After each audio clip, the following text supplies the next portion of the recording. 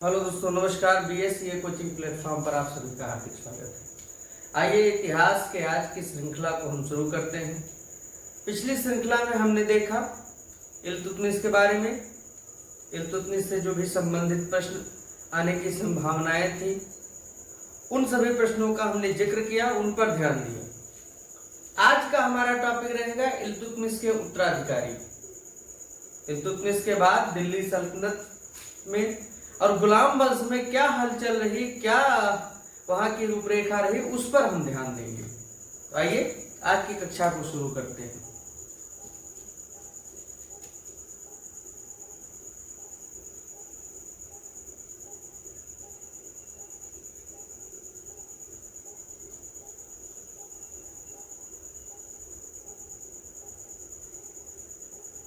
ठीक है, इल्तुतमिश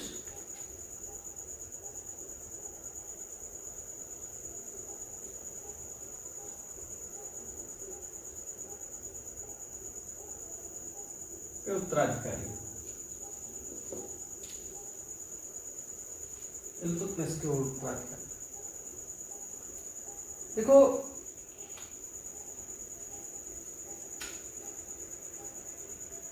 इल्तुतमिश ने, हमने आपको बताया कि इल्तुतमिश 1210 से लेकर के और 1236 तक का शासन दिल्ली सल्तनत पर गुलाम वंश के अंतर्गत करता है। आपको पता होगा कि इल्तुतमिश का एक पर्सनली जो इसका वैसे यूं तो ये कुतुबुद्दीन ऐबक को लेकर के ये गुलाम वंश का शासक था, गुलाम वंश के अंतर, लेकिन इसका अपना पर्सनली एक शमसी वंश नाम से इसको जाना जाता था। शमसी वंश का एक व्यक्ति था ये। तो यहाँ पे सवाल कई बार आ जाता है कि शमसी वंश, जहां पे घबराने वाली बात है, ऐसा कुछ नहीं है। शमसी वंश इल्तुतमिश से संबंधित है। ठीक है, आइए देखते हैं हम इल्तुतमिश के साथ होता क्या है। 1236 में इसकी मृत्यु होती है और मृत्यु से पहले ही इसका एक पुत्र होता है नासिरुद्दीन महमूद, जो जिसे बहुत पसंद करता है। लेकिन चूंकि उसकी एक युद्ध में मृत्यु हो जाती है, उसके बाद इल्तुतमिश ने रजिया को पसंद किया शासक बनने के लिए। रजिया, एक ध्यान देने वाली बात है, यहां पर एक ध्यान देने वाली बात है कि 1236 के टाइम पीरियड में, ठीक है, 1236 के टाइम पीरियड में एक शासक एक महिला को शासिका बनाने के लिए या बनाने की घोषणा कर देता है। ठीक है, तो रजिया को इसने अपना उत्तराधिकारी घोषित किया कि इल्तुतमिश के न रहने के बाद या इल्तुतमिश के शासन सत्ता छोड़ने के बाद शासक कौन बनेगा? रजिया बनेगी। लेकिन बातें कुछ और हैं, आपको आइए हम दिखाते हैं। यहां पे हम लिखना शुरू करेंगे।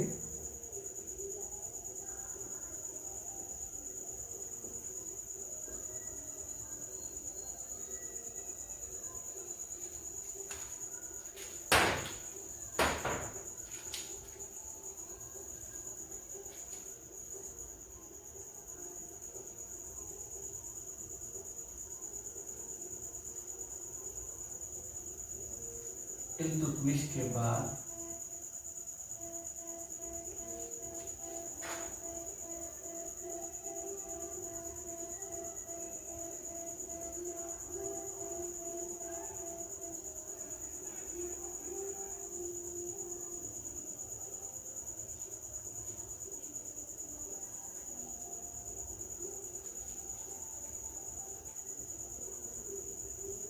ठीक है, इल्तुतमिश के बाद रुकनुद्दीन फिरोज शासक बना। और ये रुकनुद्दीन फिरोज जो शासक बना, इतिहास में कहीं कहीं के ऐसे तथ्य या साक्ष्य भी मिले हैं कि इल्तुतमिश की मृत्यु हो जाने के बाद उसका शव पड़ा रहा और ये शासक बन जाता है जबरदस्ती, क्योंकि इल्तुतमिश इसे पसंद नहीं करता था। ये एक अयोग्य शासक था, अयोग्य व्यक्ति था,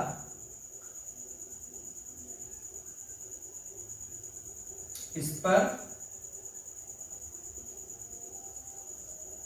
इसकी मां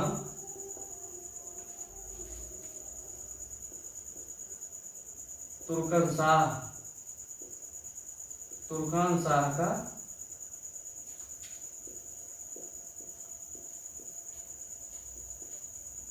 प्रभाव रहा। हमारी बात आप समझ रहे होंगे। शासक तो बना रुकनुद्दीन फिरोज, लेकिन सत्ता करने की जिम्मेदारी या उसको संभालने की जिम्मेदारी किसने ले ली? तो वो कौन थी ये महोदया? ठीक है, इनकी माताजी तुर्कान शाह। ठीक है, इनकी माताजी तुर्कान शाह थी। इन्होंने सत्ता संभालने की कोशिश की। ठीक है, दायित्व लिया। आप देखेंगे कि चूंकि ये अयोग्य भी था और रजिया को पहले से उत्तराधिकारी घोषित किया जा चुका था इल्तुतमिश के द्वारा, रजिया ने क्या किया? 1236 में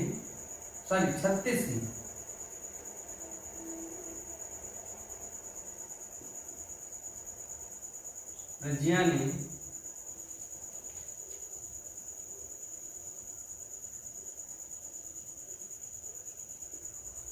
जन समर्थन के द्वारा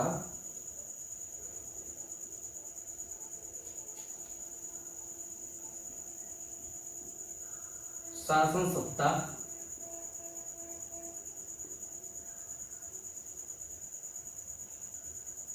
हासिल की। ठीक है, ध्यान देने वाली बात है कि 1236 में रजिया ने जन समर्थन के द्वारा शासन सत्ता हासिल की। होता क्या है यहाँ पे हम आपको बताएंगे। उस समय एक प्रथा थी, एक नियम था कि जो भी व्यक्ति न्याय की मांग कर रहा हो और वो जुमे की नमाज के दिन लाल कपड़ा पहन करके जुमे की नमाज में जाता था, वहां की जनता उसका न्याय करती थी। तो ऐसा ही हुआ, क्योंकि रजिया को इल्तुतमिश ने अपना उत्तराधिकारी घोषित किया हुआ था और रुकनुद्दीन फिरोज से ऑलरेडी लोग परेशान भी थे। फिर इसने क्या किया? जनता ने समर्थन किया और रजिया शासिका बन गई। रजिया 1236 से 1240 तक इस पद पर रहती है। ठीक है, एक सबसे बड़ी बात, रजिया शासिका बनने के बाद इसने पर्दा प्रथा का त्याग कर दिया।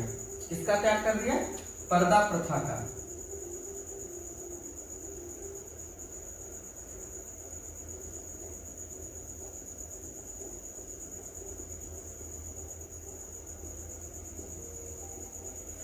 पर्दा प्रथा का त्याग कर दिया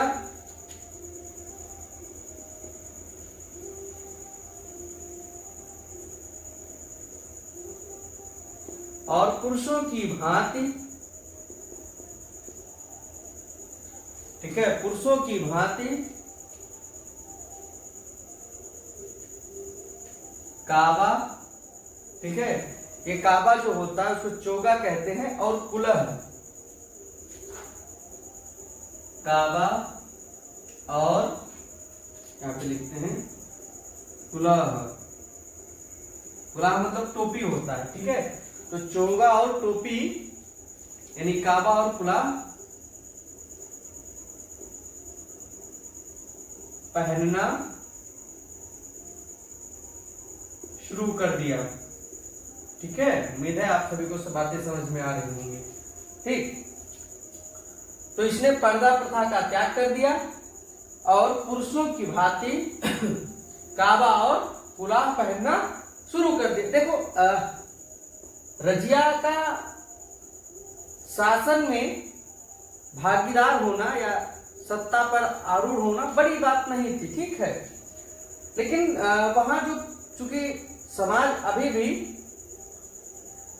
पुरुष सत्ता का था, तो उन्हें ये चीजें शायद ना पसंद आई हो कि रजिया का ये जो पर्दा प्रथा त्यागना था। ठीक है, साथ में ये पुरुषों का भेष बनाना शायद उन्हें ना पसंद आया हो सकता हो कि आगे चल के इसका जो है परिणाम रजिया को झेलना पड़े। ठीक है, आइए आगे देखते हैं। साथ ही में रजिया ने मलिक जमालुद्दीन याकूत को अमीर आखूर नियुक्त किया।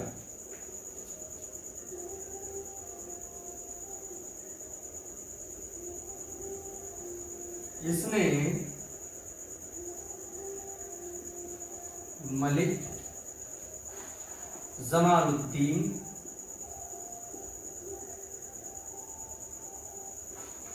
जमालुद्दीन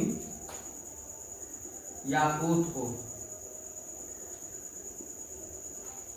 अमीर आखूर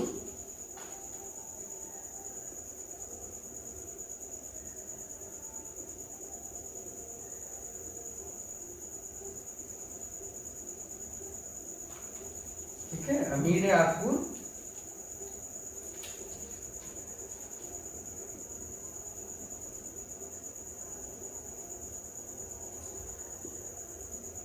नियुक्त किया।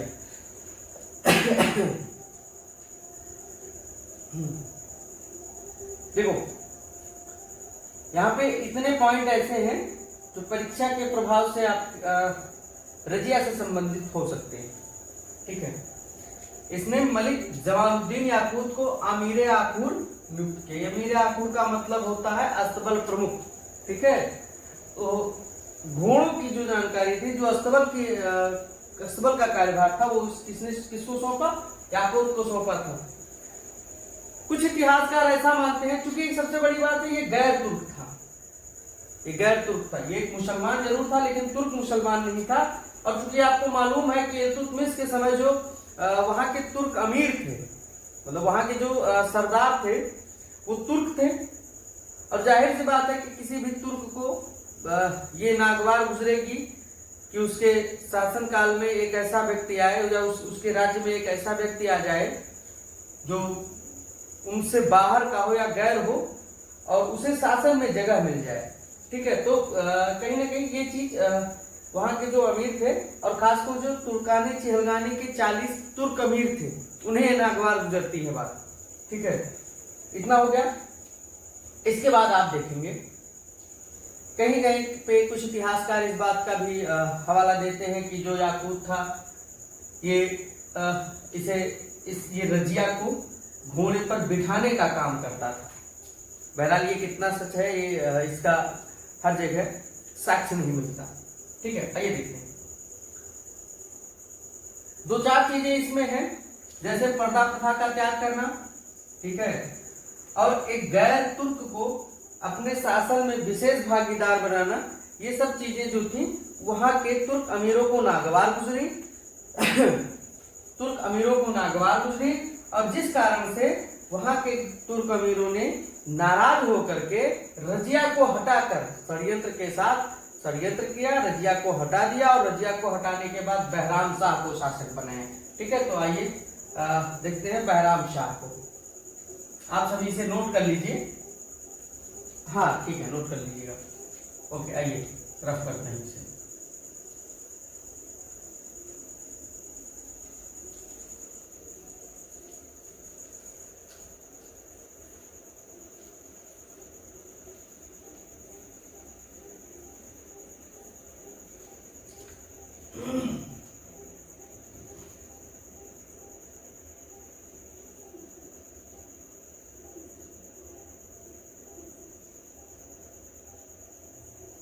बहराम शाह, ठीक है।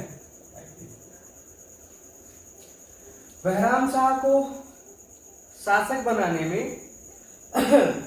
इसका जो मुख्य हाथ था, मुख्य योगदान इसको कह लीजिए, तो इसके मुख्य सहयोगी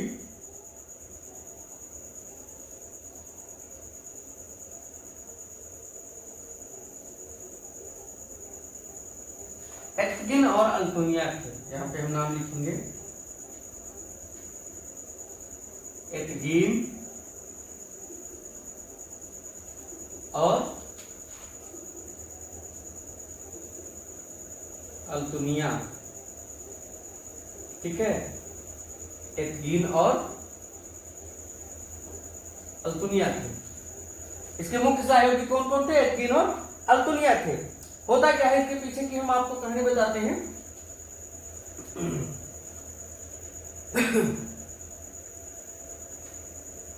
ऐसा षड्यंत्र रचा जाता है एटकिन और दुनिया को लेकर के कि अगर ये बहराम शाह को शासक बनने में मदद करते हैं तो एक विशेष पद तैयार करके या राज्य में एक विशेष स्थान दोनों को दिया जाएगा।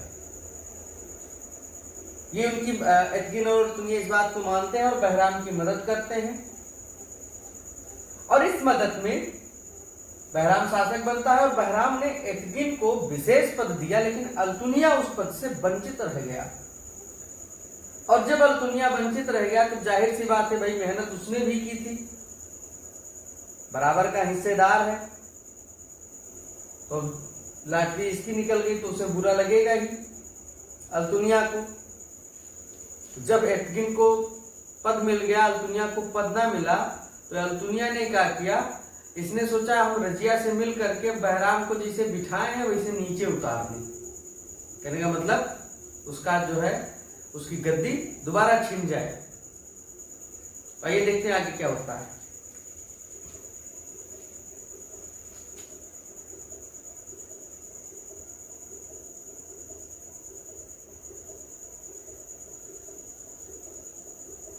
आगे चलकर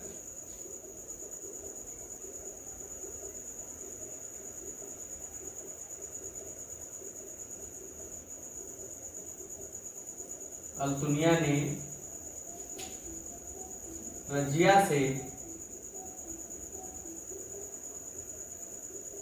विवाह कर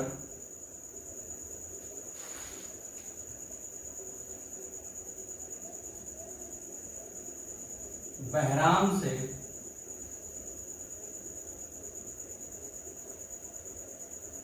बदला लेने का प्रयास किया। देखो यहां पे स्वार्थ दोनों का था। अल्तुनिया चाहता था कि हम रजिया से विवाह कर ले तो मिलकर के बहराम को वापस गद्दी से नीचे खींच देंगे, और रजिया चाहती थी कि हम अल्तुनिया से मिल जाएं। माफ कीजिए, अल्तुनिया रजिया से चाहता था अपने स्वार्थ के लिए, और रजिया अल्तुनिया से मिलना चाहती थी कि हम अपनी गद्दी वापस पा जाएं। ठीक है, तो ये गद्दी वापस पाने के चक्कर में इन दोनों ने घर तो बसा लिया। आगे क्या होता है ये देखते हैं। प्रयास किया, ठीक है, लेकिन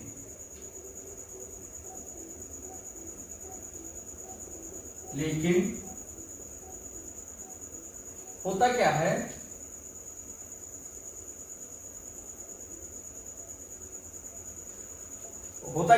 अक्टूबर 1240 में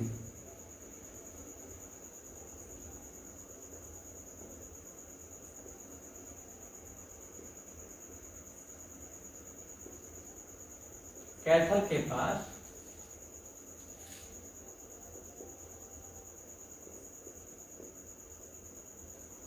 डाकुओं के द्वारा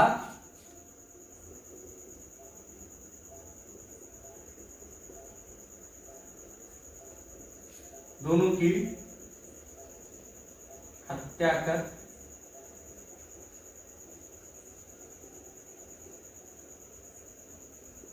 दी जाती है। ठीक है, ये प्रयास तो करते हैं, लेकिन होता क्या है, अक्टूबर 1240 ईस्वी में कैथल के पास डाकुओं के द्वारा दोनों की हत्या कर दी जाती है। अब वो डाकू किसके थे, ये डाकू जानते होंगे या फिर जिनकी हत्या हुई वो जानते होंगे। ठीक है, हमें परीक्षा में पूछेगा भी नहीं ना, हमें उस पर ध्यान देना है। ठीक है,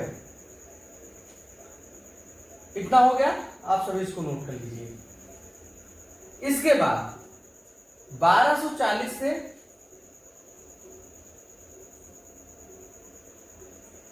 1242 तक 1242 में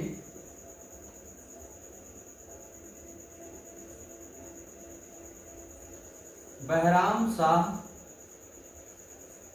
की मृत्यु हो जाती है।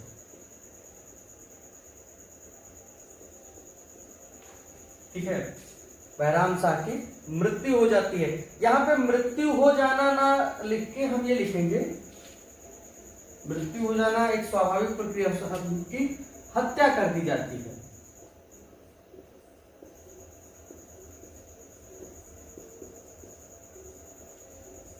देखिए, आप जिस मार्ग से जिस चीज को प्राप्त किए हैं वो उसी मार्ग से जाना है। जहां से आपको जिस तरीके से आप उसको प्राप्त किए हैं, छल से किसी वस्तु को आप प्राप्त किए तो छली से जाएगा। ये भी षड्यंत्र करके प्राप्त किए थे, तो इन्हों के साथ तो षड्यंत्र कर दिया। असूत ब्याज के साथ इनको मिला, ये षड्यंत्र किए थे तो केवल राज्य छीने थे, और इनके टाइम में षड्यंत्र किया, उसने प्राण भी छीन लिया। समझ रहे हैं मेरी बात को? तो जो जिस मार्ग से या जिस तरीके से आप लेकर आए हैं वो उसी तरीके से जाने वाला है। आइए देखते हैं, 1242 में बहराम शाह की हत्या कर दी जाती है, ठीक है। और इसकी हत्या के इसके बाद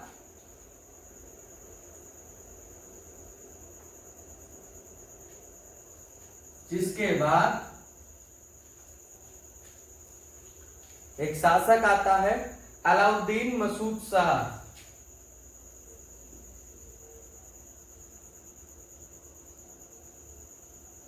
अलाउद्दीन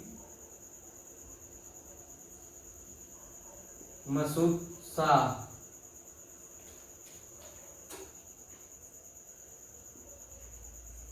शासक बना, ठीक। अलाउद्दीन मसूद शाह शासक बना, ठीक है।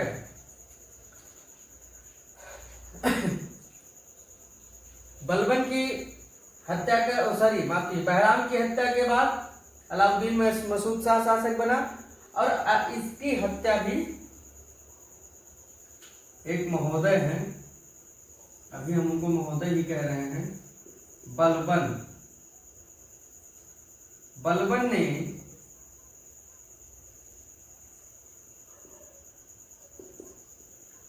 षड्यंत्र द्वारा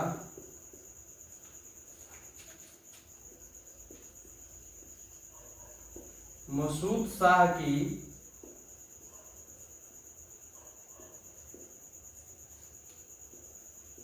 हत्या करवा दी, ठीक है। अब आप समझिए, ये बलबन जो है, ये बलबन इल्तुतमिश के समय से तुर्कानी चहलगानी में शामिल हुआ व्यक्ति है, ठीक है। अभी भी हमको तो लगता है जितने इल्तुतमिश के बाद जितने षड्यंत्र हुए सबका सरगना यही रहा होगा, ठीक है। तो बलबन ने षड्यंत्र करके मसूद शाह की हत्या करवा दी, ठीक है। बलबन इसके बाद क्या होता है, मसूद शाह की हत्या के बाद एक और है यहां पर जिनका नाम यहाँ लिखते हैं, नासिरुद्दीन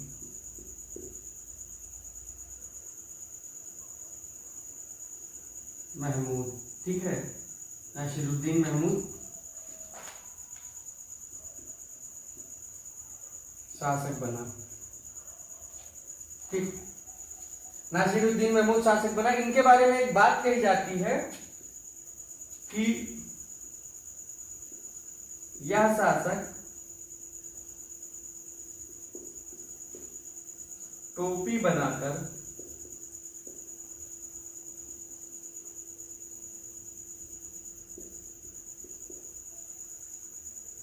अपना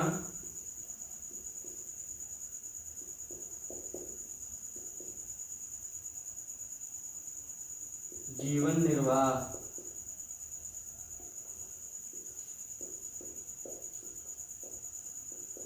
करता था। एक बात ध्यान देना यार, टोपी बनाकर है, अगर आप इसको टोपा बनाकर कर दिए तो पूरा अर्थ का अनर्थ हो जाएगा। तो टोपी बनाकर जब भी लिखना, टोपी बनाकर अपना जीवन निर्वाह करता था, टोपा बनाकर नहीं। टोपा बनाने का मतलब होता है मूर्ख बनाना। तो टोपी सिलता था अपने हाथ से, ठीक है, उसको बेच करके अपना जीवन चलाता था। कौन? नासिरुद्दीन महमूद, ठीक है। नासिरुद्दीन महमूद जब शासक बना तो इसके समय में बलबन ठीक है, बलबन के बारे में तो भी हम ढंग से पढ़ेंगे, लेकिन थोड़ा बलबन को यहाँ देख ले। ठीक है, इसके समय में बलबन ने, तो इसको लिखते नहीं, ऐसे सुन लीजिए आप। ठीक है, बलबन ने अपना राजनीतिक हस्तक्षेप ज्यादा शुरू कर दिया। ठीक है, राजनीति में दखलंदाजी देना प्रारंभ कर दिया। होता क्या है कि बलबन की नियुक्ति 1249 से 1249 के आसपास ये व्यक्ति शासक जब बनता है, लगभग 1246 में शासक बनता है नसीरुद्दीन महमूद, यानी देते हैं 1246 में बलबन की नियुक्ति नायब के पद पर हो जाती है। कहाँ हो जाती है? नायब के पद पर हो जाती है। उससे पहले की एक बात यह भी आती है कि बलबन ने अपनी लड़की का विवाह नसीरुद्दीन महमूद के साथ कर दिया, यानी अब दामाद जो है यहाँ का, बलबन का दामाद हो गया शासक। जब बलबन का दामाद शासक हो गया तो दामाद के दामन को पकड़ते हुए ससुर जी यानी बलबन हो गए नायब के पद पर पहुंच गए। और जब वो नायब के पद पर पहुंच गए तब उन्होंने राजनीतिक में अपना हस्तक्षेप जारी रखा। और साथ ही उनके ही गुट का एक व्यक्ति है जो अभी तक अबू बकर जिसका नाम है वो वजीर बना हुआ है। अब आप यहां पर ध्यान देने वाली चीजें हैं, पहला, बलबन नायब के पद पर हो गया अपनी रिश्तेदारी का फायदा उठा करके। दूसरा, उसका ही गुट उसी के गुट का व्यक्ति अबू बकर जो अब तक का वजीर बना हुआ है। और तीसरा, नसीरुद्दीन महमूद जो इतना सीधा कि सुल्तान होते हुए भी टोपी बेचकर अपना जीवन चला रहा है। ऐसे में जो भी राज्य का अधिकारी होगा, जाहिर सी बात है वो राजनीतिक हस्तक्षेप करेगा। और यहाँ पे बलबन ने वही किया है। ठीक है, तो बलबन ने यहाँ पर राजनीतिक हस्तक्षेप किया हुआ है। ठीक है, आओ देखते हैं। 1246 में शासक बनता है। 1266 में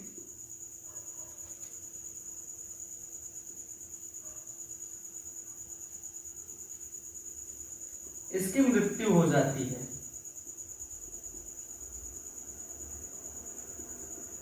ठीक, 1266 में इसकी मृत्यु हो जाती है। अब इसकी मृत्यु हुई नहीं थी, हत्या हुई थी इसकी भी। ठीक है, एक सबसे नोट करने वाली बात यह है, यह शमसी वंश का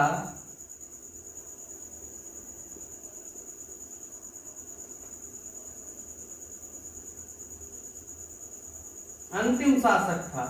ध्यान देने वाली बात है, इस पर विशेष ध्यान देना है। ठीक है, यह शमसी वंश का अंतिम शासक था। अच्छा, शमसी वंश का मतलब, चूंकि इल्तुतमिश के वंश का यह अंतिम शासक है और शमसी वंश इल्तुतमिश से संबंधित था, इसलिए शमसी वंश का अंतिम शासक है। क्योंकि अब शमसी वंश से कोई शासक नहीं होने वाला। अब इसके बाद भाई जो बलबन या बहराम शाह से लेकर के इल्तुतमिश से लेकर के इतने दिनों तक इंतजार कर रहा है, आज उसको मौका मिला है किसी तरह से रिश्तेदारों द्वारा पहुंचने का, तो जाहिर बात शासक वही बनेगा।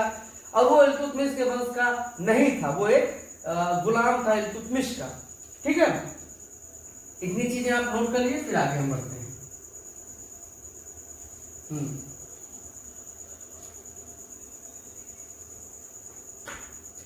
तो यहां तक आपने देखा बलबन को। बलबन ने राजनीतिक हस्तक्षेप बहराम शाह के समय से ही नॉर्मली शुरू कर रखा था, लेकिन खुल के इसने अपनी दखलंदाजी जाहिर की वो नसीरुद्दीन महमूद के समय से की। और नसीरुद्दीन महमूद की हत्या 1266 में होने के बाद इसने स्वयं राज्य पर अपना आधिपत्य कर लिया, खुद शासक बन गया। ठीक है, तो आज की क्लास में बस इतना ही। बलबन को हम अगली कक्षा में पढ़ेंगे और अगली कक्षा में पढ़ने के बाद हम बलबन के साथ ही बलबन के बाद एक शासक और आते हैं। ठीक है, तो उनको देखने के बाद हम सीधा गुलाम वंश का समापन करेंगे और खिलजी वंश की तरफ बढ़ेंगे। तो आज के लिए बस इतना ही, अगली क्लास में मिलते हैं। धन्यवाद।